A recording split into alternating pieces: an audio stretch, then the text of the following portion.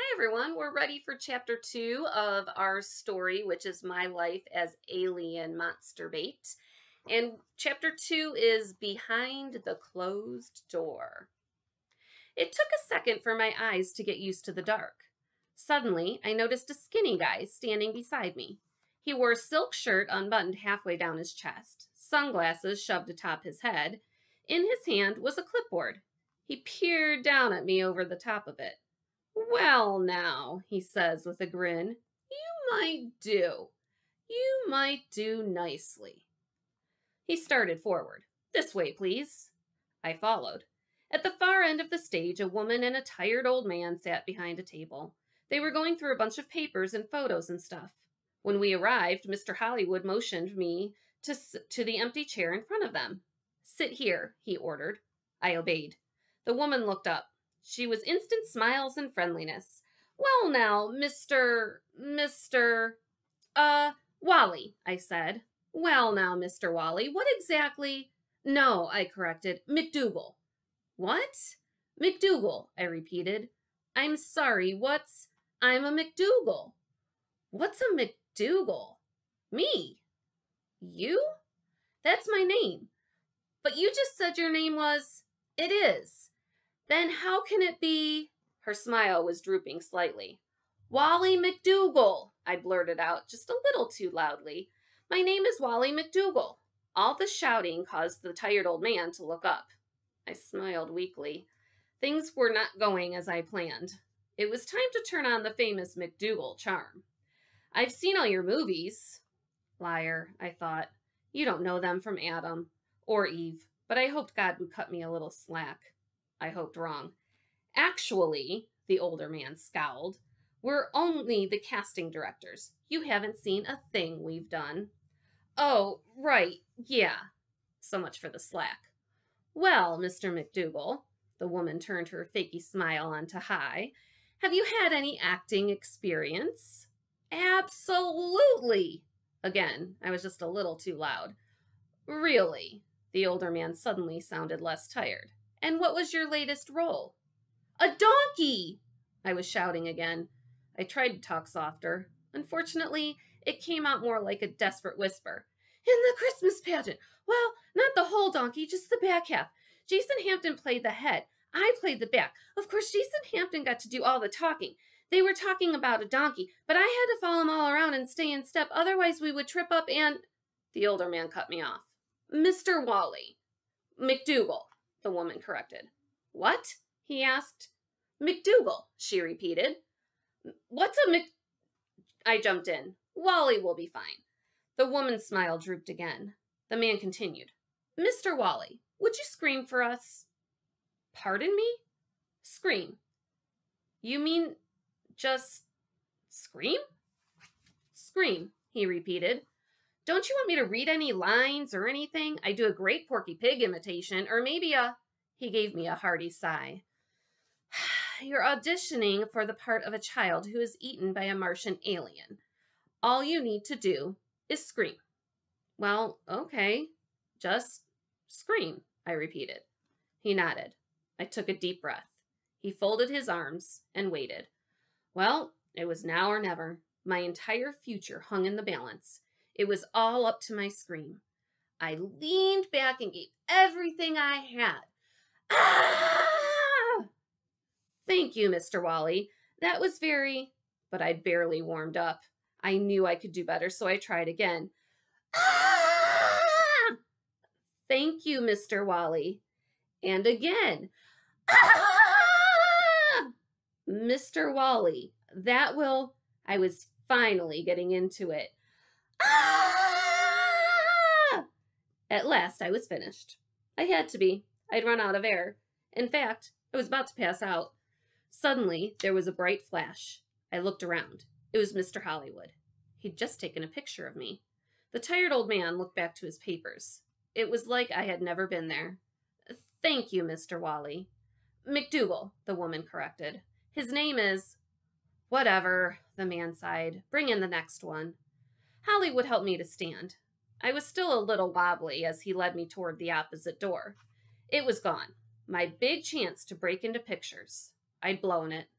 I can really do better, I called back to the table. Honest, I can. Hollywood's grip tightened. Let's go. If you just give me another... That will be all, Mr. Wally, the older man sighed. McDougal, the woman corrected. Whatever. Next. That night, we all sat around the dinner table. Mom, Dad, my little sister Carrie, and Bert and Brock, my older athlete twin brothers. Mom tried her best to get a conversation going, but she didn't have much luck. How was school today, Carrie? Fine. How was football practice, Bert? Fine. How was that new girlfriend of yours, Brock? Fine. Herb, how was your day at... Fine, Dad interrupted, saving her the breath. Mom looked back down at the food on her plate. She gave a heavy sigh. So much for quality time. After dessert and a few more of my own finds thrown in, I went up to my room. All the afternoon's excitement started me thinking of another great movie script. I grabbed old Betsy, my laptop computer, and flipped her on. Soon, my fingers began flying across the keys. As we joined Secret Agent James Braun, he is madly switching switches, dialing dials, and flips. Middletown's nuclear reactor is having a meltdown. The entire nation is in danger, and since it's James's day off, he figured he'd swing by and brighten things up a little by saving their day. Oh no! The helpless victims scream. We're all going to die! We're all going to glow like nightlights! Nonsense, James chuckles. Just hand me that stick of juicy fruit there, will you, Herb? But Wally, the man cries, you're no secret agent. You're my son. You're... Father, it's time you know the truth. By day, I might be the incredibly nerdy Wally McDougal, but by night, I'm ta-da-da! That secret agent music. Braun. James Braun. I had no idea, Herb gasps. Yes, well, perhaps you'll think again before asking me to clean out the cat box. Now be a good fellow and hand me that chewing gum. Herb obeys. Immediately, James rips off the foil and stuffs it into an opening labeled nuclear fuse box. Instantly, the reactor winds down. The day is saved. The crowd goes wild. Someone begins shouting, Braun for president! Braun for president! But James has had little time for their undying gratitude and praise. His socks are ringing. That's right, his socks. Secret agents always have fancy gizmos and gadgets to help them save the world, and James is no different. Dashing to the nearest men's room, he pulls up his pant leg and answers his socks. Braun here. Oh, James, we desperately need your help. It was the president of Hollyweird. Ever since they were forced to secede from the Union, they were never really a part of this country anyway, Hollyweird has had problems.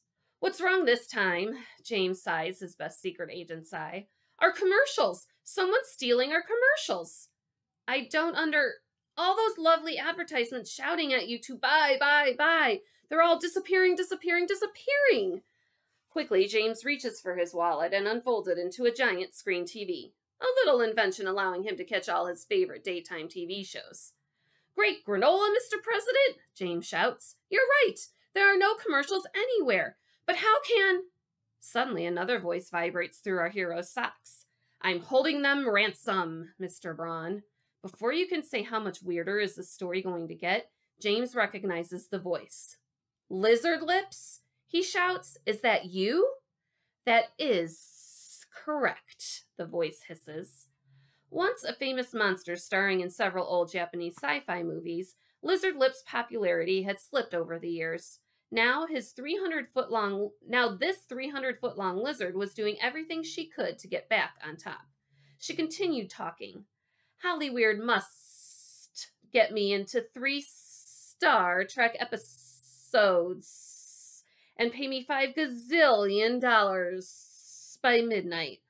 Otherwise, there'll never be another commercial again. But see you in the movies. There was a loud click. Lizard Lips hung up. Mr. President, James shouts. Did you hear that? What will we do? The president cries. What will we do? Relax, sir. I'll take care of this personally. Oh, thank you, James. Thank you. With that, James pulls down his pant leg, steps out of the men's room, and gives 3 low whistles.